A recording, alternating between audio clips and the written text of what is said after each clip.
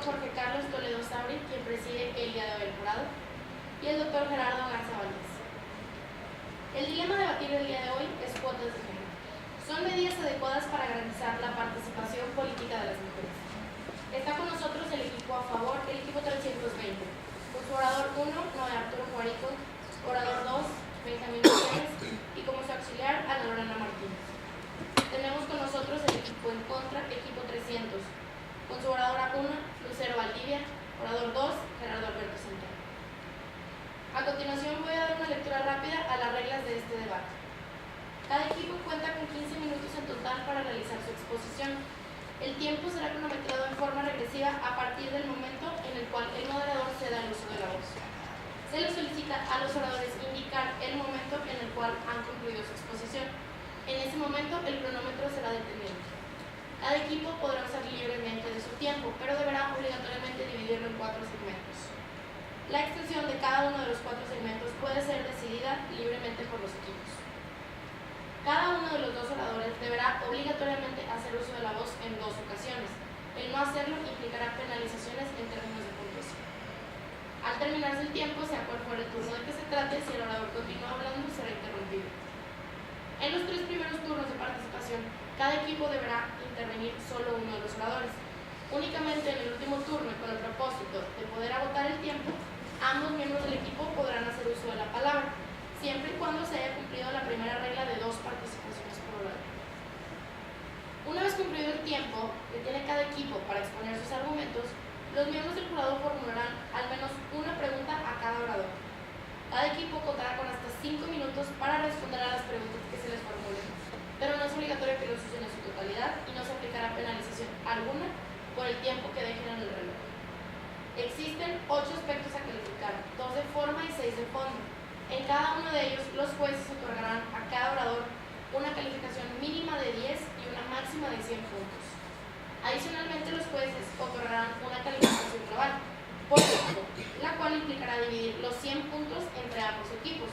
Los jueces no pueden otorgar los 100 puntos a un solo equipo y deberán, en todo caso, otorgar un mínimo de 10 a uno de ellos. De conformidad con lo anterior, cada concursante puede individualmente acumular un máximo de 800 puntos y cada equipo en forma global un máximo de 1.690 puntos. Las penalizaciones en las cuales serán acreedores los equipos con el criterio de los jueces serán descontadas de la puntuación total de los equipos. Está prohibido leer los argumentos. Los polemistas, de conformidad con el reglamento, pueden contar con todo tipo de apoyos impresos y pueden durante sus exposiciones consultar sus notas e incluso usarlas para realizar citas puntuales de difícil memorización, pero no pueden leer sus argumentos. Incurrir en esta conducta será penalizado hasta con 100 puntos. Una vez más, les recuerdo a los presentes verificar que sus aparatos se encuentran en modo vibrador o de preferencia apagados. Sin mayor preámbulo, vamos a dar inicio a este debate.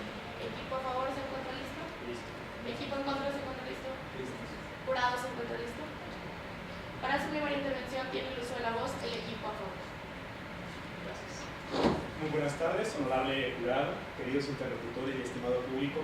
El tema a debatir será si las cuotas de género funcionan como medidas adecuadas para fomentar la participación política de las mujeres. Pero antes que nada hay que situar en contexto los problemas que vamos a tratar. Y hay que citar en contexto para ver qué entendemos y así poder argumentar y discutir adecuadamente el tema en cuestión. Y primero que nada se nos ofrece la óptica de los derechos humanos o derechos fundamentales. Pero hay que entender a los derechos fundamentales entre 2 ejes conceptuales que nos ayudarán a situar el contenido y alcance de los mismos. A saber, qué es un derecho humano y cómo funcionan. En cuanto a qué es un derecho humano, uno de los grandes problemas de los mismos sucede en que la falta de definiciones o la misma ambigüedad con que están escritos en las legislaciones y en los tratados internacionales.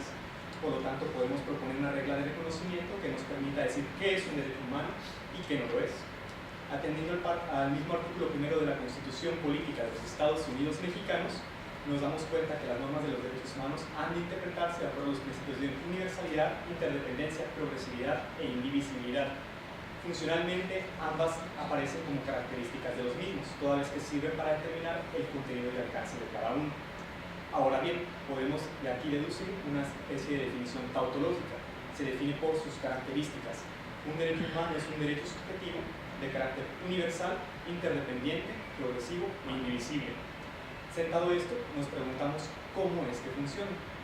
La misma Suprema Corte de Justicia de la Nación ha establecido en su tesis B/J.20 de 2015, de la 10ª época, que funciona como un parámetro de regularidad de control constitucional, lo que quiere decir que sirven para analizar o para, de alguna manera, subsumir los actos y normas del sistema jurídico. ¿Qué quiere decir esto? Los mismos derechos humanos se posicionan como el parámetro que vamos a usar para definir qué normas aparecen en el sistema y cuáles excluimos. Aunado a esto, la misma Carta de las Naciones Unidas establece en su preámbulo nosotros, los pueblos de las Naciones Unidas, y esto es importante porque la misma aparece como el fundamento último del sistema universal, en especial del sistema universal de los derechos humanos, y establece como dos propósitos a seguir. Uno de ellos es reafirmar la fe en los derechos fundamentales, así como la dignidad y valor de la persona humana, e incluso de la igualdad entre los hombres y mujeres, mismo que incide en el tema tratado. El otro punto se refiere a crear condiciones jurídicas y sociales que permitan adecuar las disposiciones de los tratados internacionales y del sistema jurídico internacional. Todo esto lo tomamos en cuenta porque el mismo orden internacional de los derechos humanos aparece precisamente como es, como un orden, y su orientación como dirigido hacia la dignidad humana y hacia la protección de los derechos fundamentales. Ahora bien, si seguimos el mismo parámetro de regularidad constitucional, la misma tesis primera, diagonal 344, diagonal 2014, de la 10ª época también, nos establece que el mismo parámetro de regularidad constitucional se extiende a la interpretación de normas nacionales e internacionales. ¿Qué quiere decir esto? Que los derechos humanos de fuente nacional y de fuente internacional son, en este sentido, constitución y funcionan como un parámetro para controlar el sistema. Ahora bien, uno de los derechos en cuestión es el derecho a votar y ser votado, consagrado en el artículo 35 de nuestra Carta Magna, específicamente, o mejor dicho, el derecho a votar, la fracción primera, y derecho a ser votado, la fracción segunda, y se establece como un derecho de los ciudadanos. Si miramos al artículo 34 constitucional, en la misma definición de ciudadanos se les menciona hombres y mujeres. ¿Qué quiere decir esto? Que ya existe, por la materialidad misma de la norma, una referencia a la realidad de la mano, en este caso la misma determinación sexogenética de los mismos, toda vez que en el sistema no aparece una definición de que es un hombre y que es una mujer, de manera que debemos remitirnos a la misma realidad. Todo esto nos muestra por qué implementamos las cuotas de género como una medida para subsanar la misma discriminación. Y la discriminación aparece como un hecho de cargada importancia sociocultural. ¿Por qué sociocultural? Si miramos a la definición que nos da la Corte Interamericana de Derechos Humanos, en el caso González Llull y otros contra Ecuador, específicamente el párrafo 353, nos damos cuenta de que discriminación es toda situación que a su vez intenta disminuir, menoscabar o reducir el goce de los derechos fundamentales o de las libertades especiales basados en cuestiones como el sexo, el género, el color, la religión o de índole política. Aquí aparece específicamente el sexo y dice que tiene como resultado la misma vulneración o disminución del goce y ejercicio de los derechos consagrados en el derecho internacional. ¿Qué nos muestra esto? Que esta marcada discriminación de carácter sociocultural está influyendo en el mismo derecho humano. Y de manera que, para de alguna manera cortar el tapo, se tendría que probar una desvinculación entre el derecho humano y los hechos sociales, culturales y económicos. Un desafío que muy amablemente extendemos a la contraparte a fin de responder adecuadamente a este debate. Y así como la misma Convención contra eliminar todas las formas de discriminación contra la mujer establece en su artículo 4, párrafo primero, que los estados han de tomar medidas de carácter temporal para subsanar esta discriminación de, como viene siendo, en las cuotas de género. Asimismo, la observación CEDAW, diagonal GR, diagonal 25, del Comité del Comité contra todas las formas de eliminación contra la mujer, de la misma Organización de las Naciones Unidas, hay que aclarar que tales observaciones cuentan como jurisprudencia del sistema universal, nos establece que el mismo pacto proscribe todas las menciones discriminatorias, específicamente en materia social y cultural, que se hagan contra las mujeres.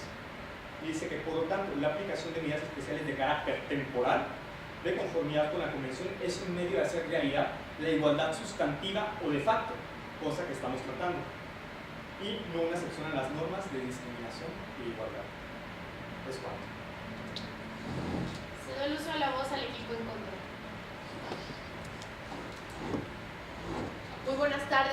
jurado calificador, contraparte polemista, público en general.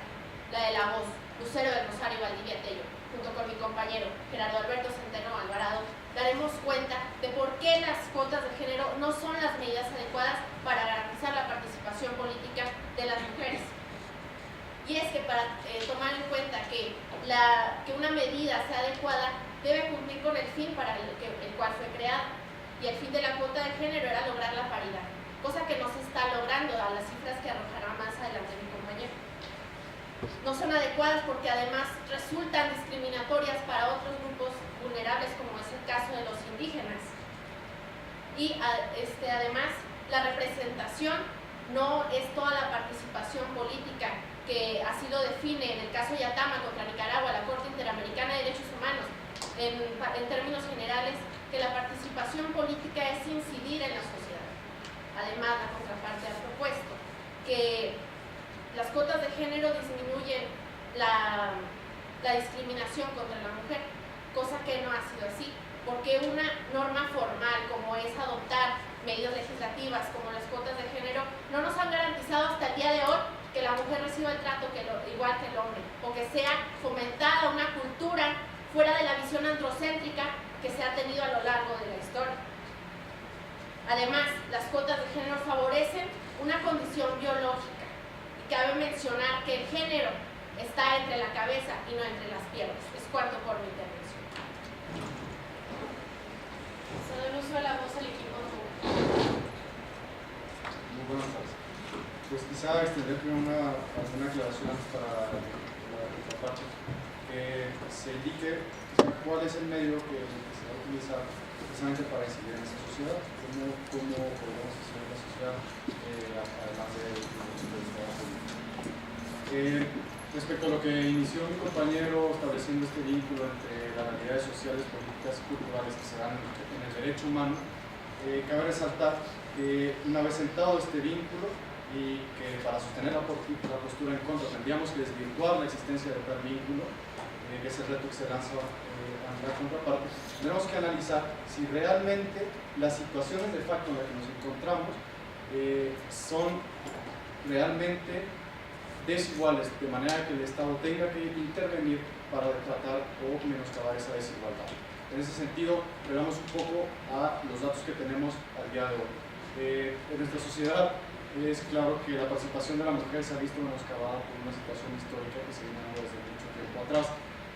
Ahora bien, cabe resaltar que solamente tenemos 7 mujeres que han sido gobernadoras en todas las entidades federativas. Tenemos ninguna presidente de la República que ha llegado al cargo. En los 8 años que llevamos funcionando las cuotas de género, hemos alcanzado y casi cuadruplicado la intervención de la mujer. Esto no desde un punto de vista cuantitativo, sino atendiendo a un punto de vista cualitativo que se refleja igualmente en la cantidad. En ese sentido, queda claro cómo realmente existe una necesidad de ayudar a la mujer que se encuentra en una situación desfavorecida. Ante esto, queda claro cómo el Estado requiere intervenir para solucionar esta desigualdad. De hecho, que se da aún y cuando la situación de derecho no la contempla desde hace mucho tiempo. Ahora bien, cabe resaltar que el principio de los derechos humanos que en cuestión es el principio de la igualdad.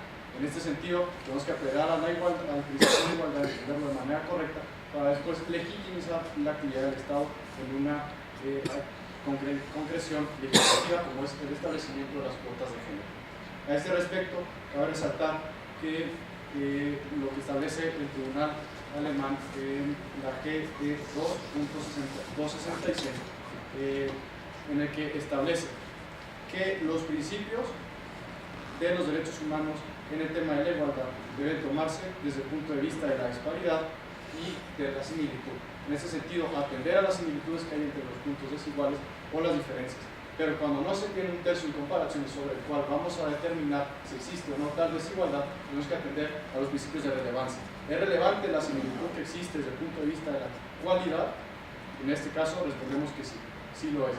Y necesitamos entonces revertir tal situación. En ese respecto, postularíamos que el negar el ejercicio legislativo o las acciones positivas en este sentido sería negar la existencia de tal desigualdad, y esa desigualdad me parece que ha quedado evidenciada.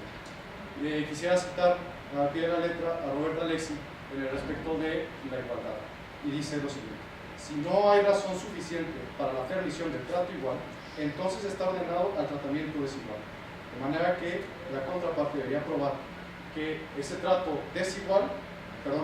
igual es realmente distinto y por lo tanto no se está legitimando la cuota de género que queda evidenciado es necesario, y como lo mismo establece la misma jurisprudencia en el caso Trujillo contra Venezuela que cito al pie de la ley. El Estado debe generar condiciones y mecanismos óptimos para que los derechos políticos puedan ejercerse. Esto. Se da uso de la voz al equipo en contra. Muy buenas tardes, doctores que hoy tendrán la tarea de juzgar cuál de ambos equipos ha brindado no únicamente una argumentación jurídica aparentemente lógicamente convincente, sino ha otorgado a este órgano calificador las premisas y principios a la luz de los derechos humanos en los diferentes sistemas de protección a estos mismos, y sobre todo analizar la realidad política de todos los países para sustentar si es que efectivamente las cuotas de género son la medida adecuada que garantiza la participación política de la mujer. Y es que bajo la premisa que hoy nos convoca tendremos que atender y analizar qué es la participación política, y parafraseando un poco la sentencia de la Corte Interamericana de Derechos Humanos en el caso de Jorge Castañeda Guzmán, ha señalado que la participación política no está limitada únicamente a la representación o la participación electoral. Representa todas aquellas actividades que tienen que ver en el toma de decisiones a nivel gubernamental, e incluso pudiera compararse a un tipo de participación ciudadana, en la cual todas las personas forman parte del gobierno y si no son parte de él, exigen cuentas a este mismo. Poco podemos argumentar acerca del relato que inició la contraparte en su fase expositiva, pues tomó más de 4 minutos en señalar fundamentos y principios de derechos humanos en los cuales para la participación que hoy nos convoca forman parte de ese piso firme del cual todos los equipos parten para afrontar este tipo de competencias.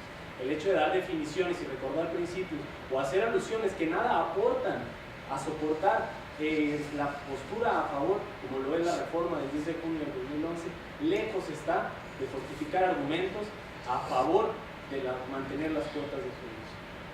Cuando se plantea la premisa ante un debate, pudiéramos caer ante aquella máxima del derecho que quien afirma está obligado a probar. Partiendo de ahí, la contraparte ha hecho un embuste argumentativo señalando que como las cuotas de género son algo ya vigente y algo aplicable, caería en nuestra tesis el destruir por qué no debieran de aplicarse, como si la sola aplicación fuera ya un derecho absoluto de irretroactividad. Es precisamente que acá daremos los argumentos por los cuales no se cumplen con los test de proporcionalidad. Ello obedece a que en un principio, cuando se discutía la posibilidad de implementar cuotas de género como una medida afirmativa para subsanar esa brecha histórica de discriminación hacia las mujeres, resultaba algo convincente. Y es así que la mayoría de los estados americanos decidió implementarlas dentro de su estado, obedeciendo las obligaciones que impone el Pacto de San José a todos los países que han ratificado este mismo ordenamiento, en específico los artículos 1.1 y 2 de esta convención. Más, el solo hecho de decidir implementar estas cuotas sin que se someta a un examen constante para saber si cumplen con el fin, está alejado de todo derecho. Es a través de este examen constante que nos damos cuenta que esa temporalidad por la cual se justifican las cuotas de género ha sido rebasada. Son ya más de 20 años que en el Estado mexicano se han implementado estas cuotas y muy lejos estamos de haber erradicado el principal problema que encontramos en la mayoría de los estados universales, que es la eliminación de los estereotipos de género. Estos estereotipos de género que han resultado tan lacerantes y que a través de la sentencia contra el Estado mexicano del 4 de enero se señaló y se condenó al Estado mexicano tomar las medidas de derecho interno para eliminar contundentemente todas estas roles que asigna la sociedad y sobre todo estos prejuicios de género. Nos hemos dado cuenta que las cuotas de género, ya sean en un primer momento de un 30%, de un 40% o incluso cuotas paritarias, lejos están de atacar el problema de fondo. Pues hoy en día en ambas cámaras únicamente el 30% de las comisiones están representadas por una mujer. Ello dista mucho de ser una paridad de género. Lo que ha propuesto esta tesis es que a través de la educación y políticas públicas adecuadas se pueda desde las bases de todo Estado democrático de derecho concientizar a la población, ello obedeciendo a la obligación genérica de promoción de los derechos humanos que establece el artículo 1 de la Constitución del Estado mexicano. Asimismo, habremos de señalar que es precisamente por los méritos que se debe hacer una distinción sobre una persona, no sobre el sexo que ellos conllevan. Porque incluso el solo mencionar que es una cuota de género resulta discriminantes para otros géneros, porque en realidad lo que aplica en el Estado mexicano es una cuota de sexo, no de género, sino que la contraparte pudiera mencionar cuántas lesbianas se encuentran hoy en ambas cámaras, cuántos homosexuales, cuántos bisexuales pudiera haber, porque de no haberlo serían cuotas de sexo, no de género. Asimismo, en el Poder Judicial, donde no se aplican las cuotas de género, hoy nos encontramos que en el Consejo de la Judicatura el 51% del personal es representado por mujeres. Esto nos revela que la igualdad sustantiva se consigue a través de la preparación y la educación. Y para ello me permito citar el cuadernillo que realiza el trabajo de hombres y mujeres, donde señala: la igualdad de género no significa que los hombres y mujeres deban ser tratados como idénticos, sino que el acceso a oportunidades y el ejercicio de los derechos no dependan del sexo de las personas. La igualdad de oportunidades debe incidir directamente en el ejercicio efectivo de los derechos de las mujeres. Culmino la cita. Ello nos conlleva a adoptar como Estados medidas de derecho interno que sean realmente efectivas, que estén lejos de todo discurso político mediático para intentar solventar problemáticas que nada encontrarán solución como en esta medida. Como lo he dicho, en un principio las cuotas de género sí parecían la medida adecuada para romper esta brecha entre hombres y mujeres, pero no lo han resultado.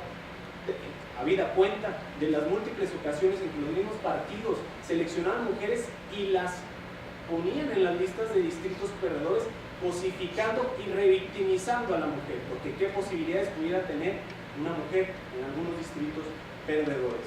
Asimismo, me gustaría hacerle dos preguntas muy concretas a la contraparte, ya que han mencionado que las recomendaciones de los comités resultan jurisprudencia a nivel internacional en el sistema de protección universal.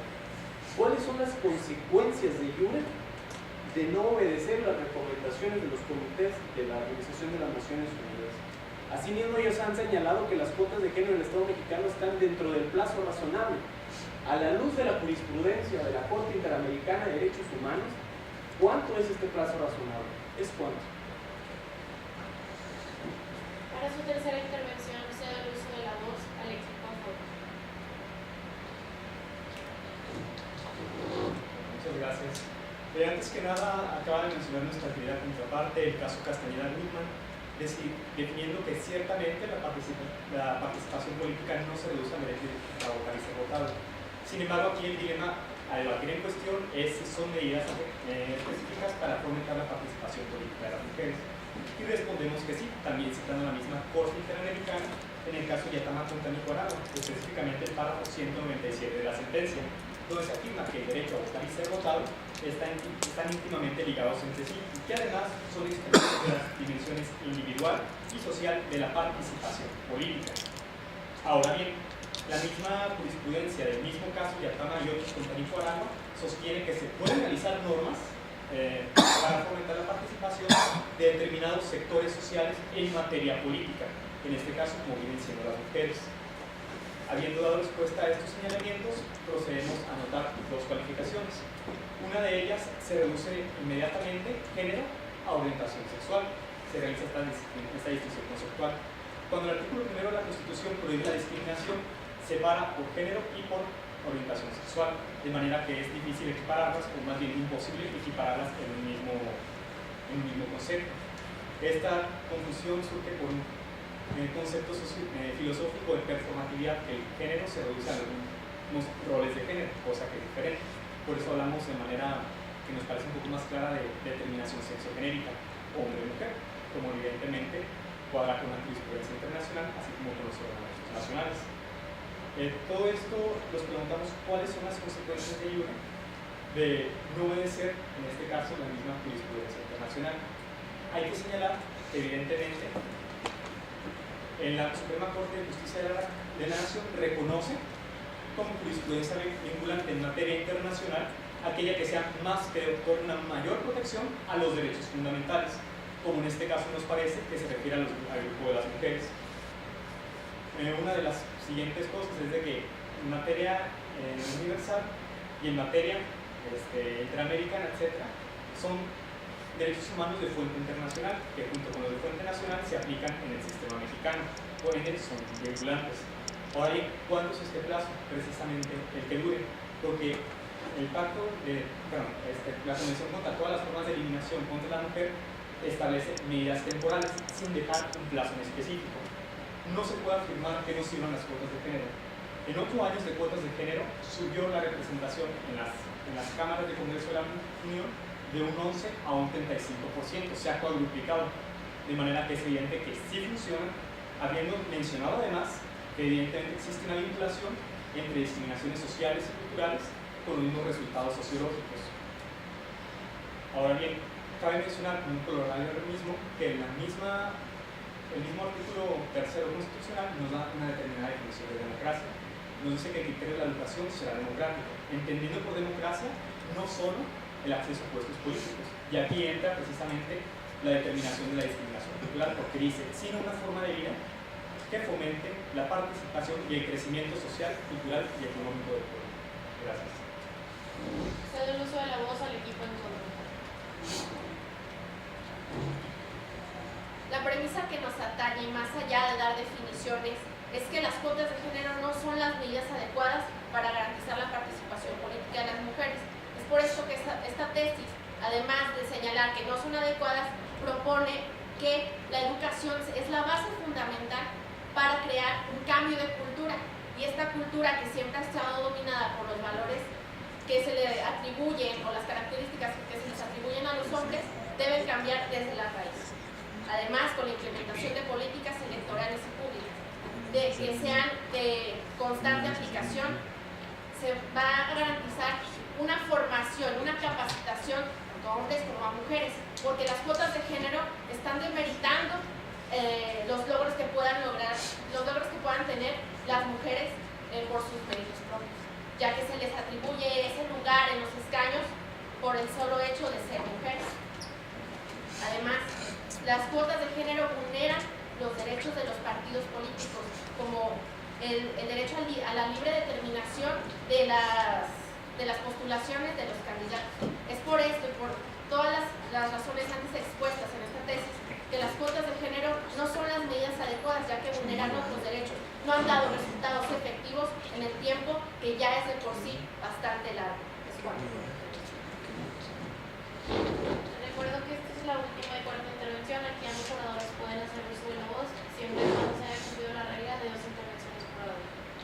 Les cedo el uso de la voz al equipo, por favor. De manera de coronario, cerramos teniendo que se ha quedado probado por nuestra parte que el principio de igualdad se ve violentado toda vez que existe una realidad que se vincula directamente con el derecho humano. Esta realidad requiere una intervención por parte del Estado de mediación positiva, y esta se legitimiza a la vez mediante el principio de igualdad.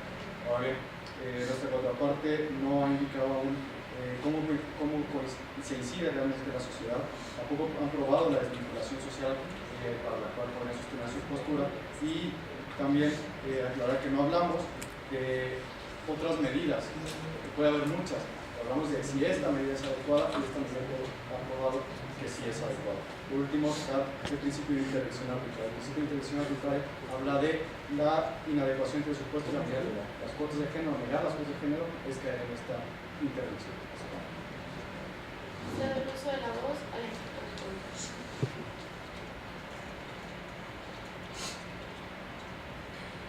A manera de conclusión de lo que hemos visto en el presente debate, en un primer momento haré mención a algo que me ha resultado trascendental para el ejercicio del presente debate. Y es que en su última participación, la contraparte ha aceptado que existen otras medidas para garantizar la participación política. Y es precisamente que cuando discutimos que si resulta adecuado para garantizar la participación de las mujeres, es que el principio de necesidad, atendiendo al 3 de proporcionalidad, nos riñe, pero sobre todo a la obligación de los estados, el que no exista otra medida menos lesiva para garantizar el pleno ejercicio de sus derechos. Al aceptar la contraparte que existen otras medidas, pero sobre todo al no comprobar que estas medidas son mayormente lesivas que las cuotas de género, tal parece que hubiera aceptado lo que se ha propuesto en la presente postura.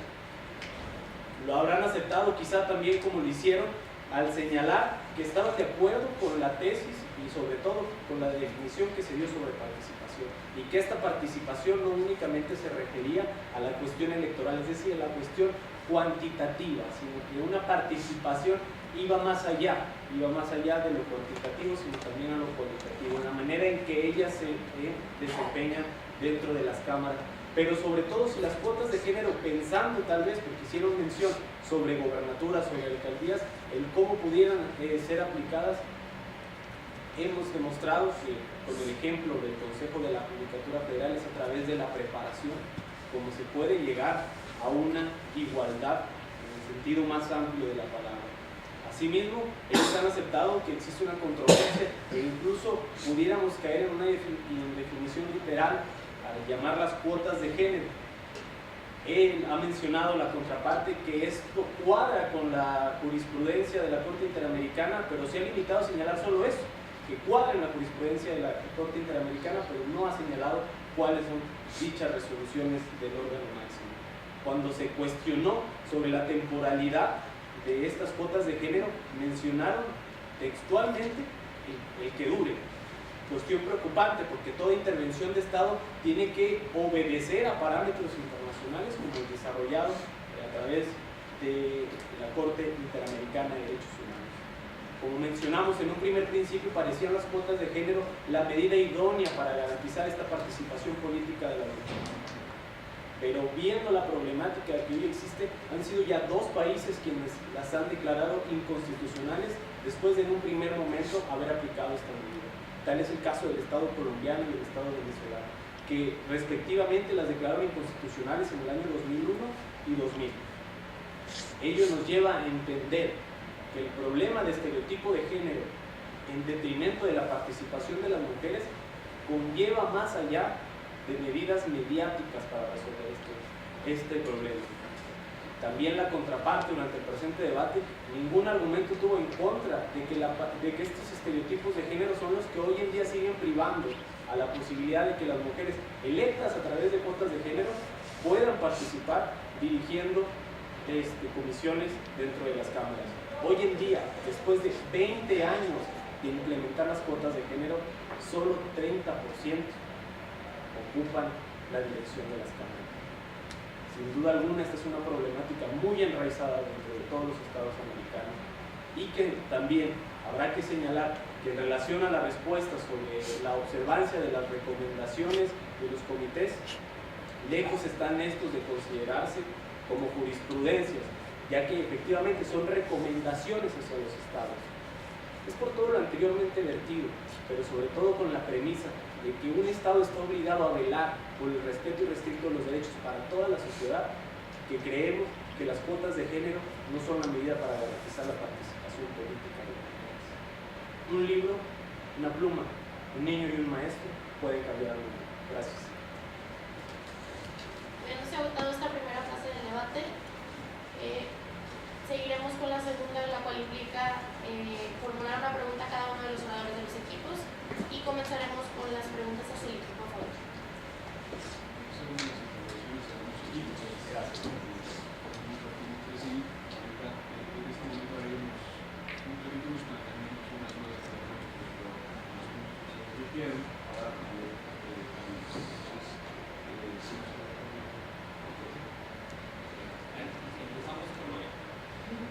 Vamos a plantear un escenario hipotético.